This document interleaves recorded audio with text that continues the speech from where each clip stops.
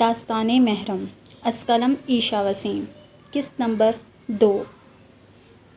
کمرے میں ہارون شاہ کی آواز گونجی، گڑیا یہ کیا طریقہ ہے؟ ہم نے کہہ دیا مطلب کہہ دیا، بچوں سے پوچھنے کی کیا ضرورت ہے؟ شایان کا رائما سے اور آریان کا آئمہ سے آج ہی نکاح ہوگا، یہ میرا آخری فیصلہ ہے۔ ان کی بات پر آریان کو لگا اس کے پیروں تلے زمین کھسک گئی ہو۔ اس نے باپ کو بے یقین نظروں سے دیکھا، جبکہ سب کی نظروں کا مرکز ہارون شاہ تھے۔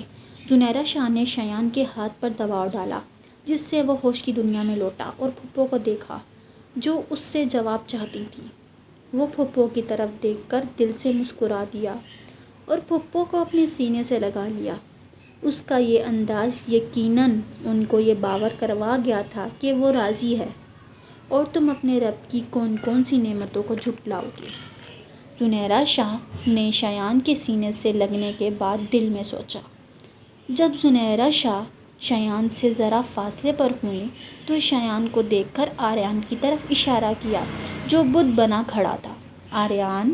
کمرے میں شایان کی آواز گونجی تو شایان نے دکھ بھری نظروں سے شایان کو دیکھا۔ زنیرہ شاہ نے ہاتھ آگے بڑھایا جسے نہ چاہتے ہوئے بھی آریان تھام گیا۔ آریان بیٹا، تم کرو گے نا میری بیٹی سے نکاح؟ بولو، کرو گے نا؟ جی پھپھو کرے گا یہ نکاح، آپ پریشان کیوں ہو رہی ہیں؟ اس کی اس بات پر آریان نے تیزی سے اپنی نظروں کا مرکز شایان کی طرف کیا۔ وہ نظروں سے ہی شایان کو کچھ کہنا چاہ رہا تھا کہ آپ کو کس نے کہا کہ میں نکاح کروں گا؟ شایان نے اس کی نظروں کا مفہوم سمجھ کر آنکھوں سے تسلی دی، جیسے کہہ رہا ہو بھروسہ نہیں بھائی پر، جس پر آریان کو ہنسی آئی کہ بھروسہ ہے تو وہ وہاں موجود ہے۔ اب آریان کی نظر اس عورت پر تھی جو التجائی نظروں سے اسے دیکھ رہی تھی۔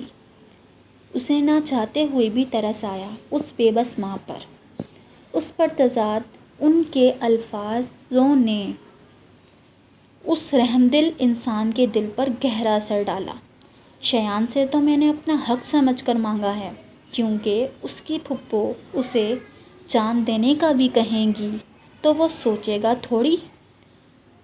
مگر آریان بیٹا، تم مجھ پر احسان سمجھ کر ہی ہاں کر دو، جس طرح مرنے والوں کی آخری خواہش پوری کی جاتی ہے۔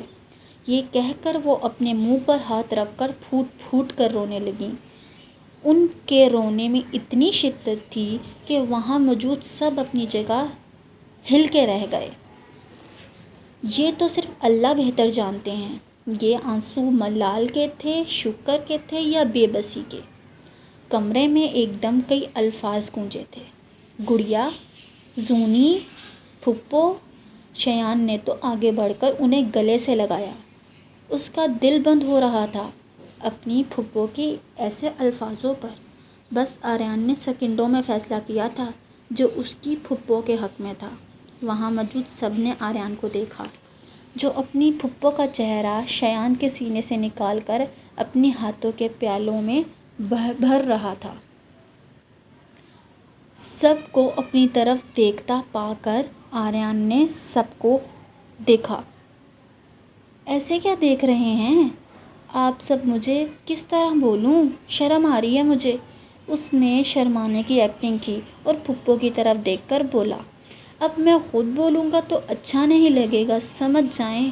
اس نے یہ الفاظ اتنی معصومیت سے بولے تھے کہ شایان کی ہنسی چھوٹ گئی، کیونکہ وہ واقف تھا آریان کی نوٹنکیوں سے۔ مصطفیٰ شاہ نے شایان کو مصنوعی غصے سے گھورا، جس پر اس نے اپنی ہنسی پر قابو پایا۔ البتہ اب کمرے میں سب افراد سمجھ چکے تھے۔ آریان کی رضامندی ملتے ہی ہارون شاہ اور مصطفیٰ شاہ نکاح کے انتظامات دیکھنے کے لیے باہر نکلے۔ سب مطمئن تھے، مگر کمرے کا ماحول اچانک بدلا جب آریان نے بولا، مگر پھپھو ایک مسئلہ ہے۔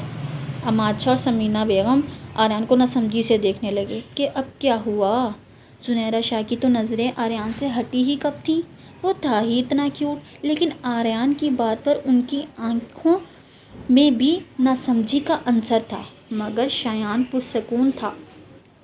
I have a girlfriend. I cannot live without her. Aryan کے کہنے کی دیر تھی جب شایان نے کہا، جی پھپھو، اب آئمہ کو اس سب میں کمپرومائز کرنا ہوگا۔ کمرے میں مکمل خاموشی چھا گئی۔ آریان کھڑا ہوا اور اپنی دی جان کے پاس جا کر انہیں پیچھے سے ہگ کیا۔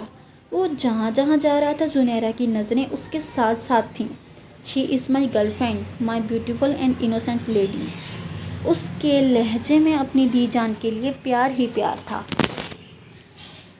اس کے انداز پر اور اس کے الفاظ پر زنیرہ کا خوبصورت قہقہ کمرے کی زینت بنا۔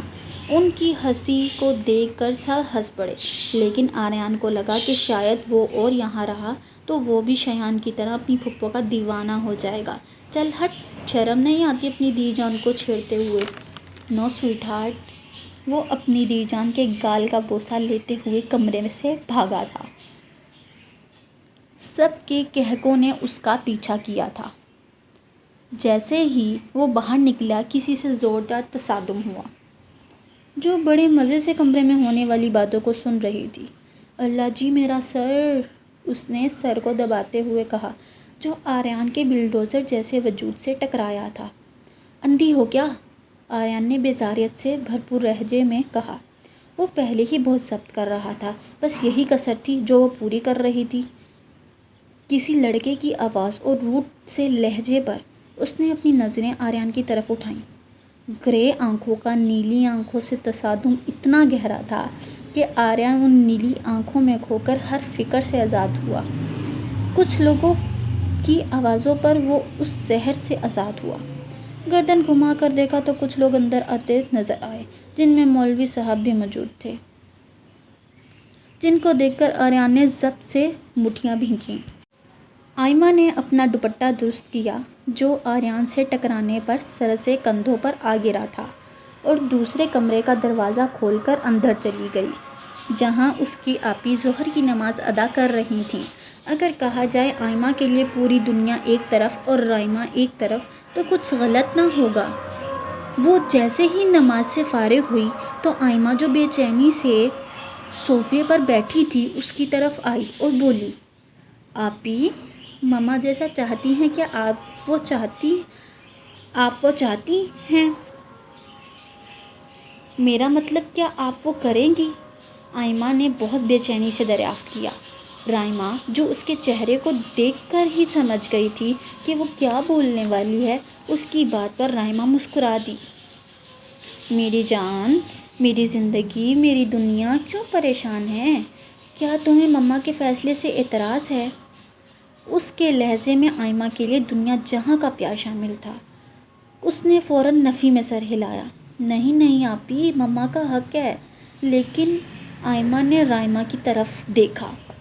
"لیکن کیا؟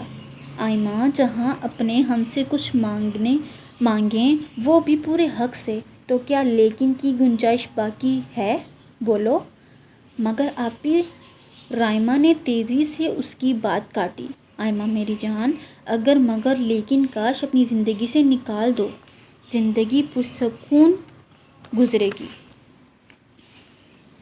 پتہ ہے کیسے؟"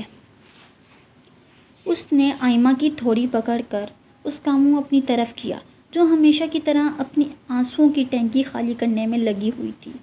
"اللہ کی رضا میں راضی ہونا سیکھو، خوش رہو گی"۔ رائمہ نے اسے آنکھوں سے اشارہ کیا کہ آئی سمجھ یا نہیں۔ "جی آپی، سمجھ گئی"۔ "آپ اتنی اسٹرانگ کیوں ہیں؟ مجھے بھی ہونا ہے آپ کے جیسا اسٹرانگ"۔ اس نے اتنی معصومیت سے کہا تھا کہ بے اختیار رائمہ نے جھک کر اس کے گال چوم ڈالے، اور وہ صدا کی شرمیلی لال پیلی ہو کر اپنی آپی کے گلے لگ گئی۔ جب اسے یاد آیا کہ اس کی آپی نے تو اس کا جواب کھول کر دیا ہے، تو اس نے اپنا چہرہ اوپر کیا۔ "آپی"۔ وہ لاڈ سے بولی۔ "جی میری جان"۔ رائمہ لاڈ اٹھانے والے انداز میں بولی۔ "آپ نے بتایا نہیں آپ راضی ہیں"۔ "جی آپی کی دنیا، آپی راضی ہیں"۔ رائمہ کے جواب پر آئمہ نے جانچتی نظروں سے دیکھا۔ آئمہ کے اس طرح دیکھنے پر رائمہ نے اسے کہا، کیا؟ اس نے فوراً نفی میں سر ہلایا۔ نظریں ہنوز ویسے ہی رائمہ کا ایکس رے کر رہی تھیں۔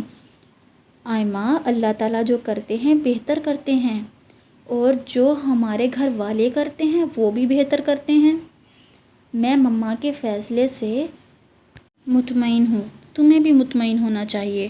اللہ پر چھوڑ دو سب۔